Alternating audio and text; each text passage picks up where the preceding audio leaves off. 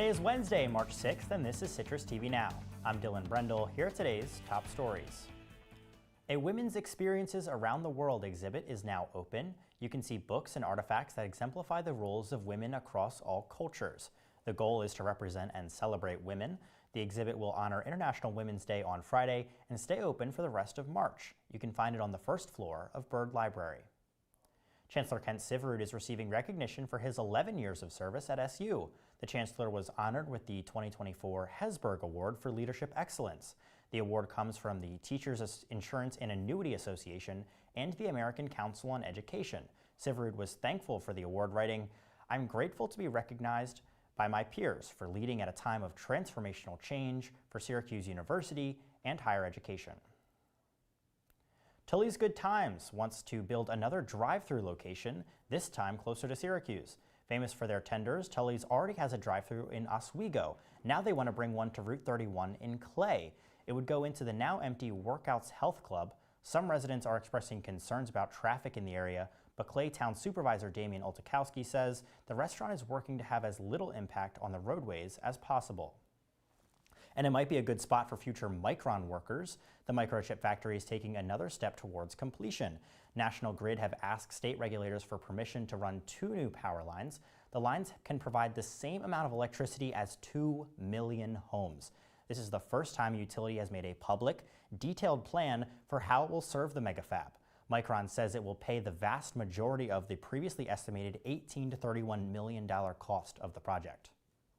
A Rochester woman is behind bars for stealing almost $35,000 from an Ulta beauty store.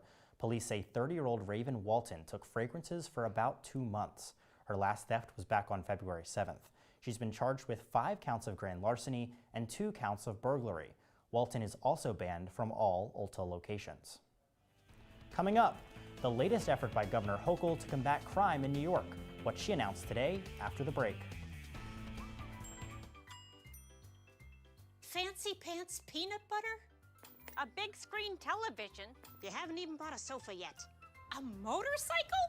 When your father finds out, he's gonna flip his shoes with 2 buckles? What do you even need 2 buckles for? Mr. Big Shot, buying whiskey shots for everybody in the bar.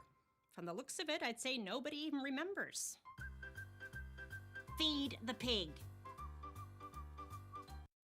Back to Citrus TV Now. Former South Carolina Governor Nikki Haley has dropped out of the 2024 presidential race. Haley was only able to win 1 of the 15 Super Tuesday states yesterday, receiving 89 total delegates. She did not endorse Republican candidate Donald Trump. She says he needs to earn the votes of those who don't currently support him. A Trump and Biden rematch is on the cards for November. New York Governor Kathy Hochul is sending the National Guard to subways in New York City. This comes as high-profile crimes continue to occur on trains and platforms. Hochul says she wants to protect both commuters and transit workers. Almost 1,000 National Guard, state police, and Metropolitan Transportation Authority officers will be sent. Time for a check of our weather now, Spencer. I thought the showers came in April. What happened to my March sunshine? Dillon, your March sunshine won't be long for too long. It is pretty rainy right now, 50 degrees outside, so still nice and warm, especially for March. Temps in the 40s and 50s throughout the day. And as we move into later tonight, things are going to drop, but not too far. We're going to be looking at around 39 degrees of a low temperature in the middle of the night, and rain until about 1 a.m., midnight or 1 a.m. So, it won't be rainy for too long. Now, for our 3-day forecast, there is some sun coming back tomorrow and on Friday, and Friday will be a particularly nice and warm 60-degree day. And then Saturday, we're going back to the rain, and spoiler alert, we might have a little bit of snow on Sunday or Monday, so watch out for that. But the temperatures are looking to go back up to the 50s that we've been seeing throughout March so far. So you're not in for too much snow, at least just yet in March. That's it for weather for now. Dillon, back to you.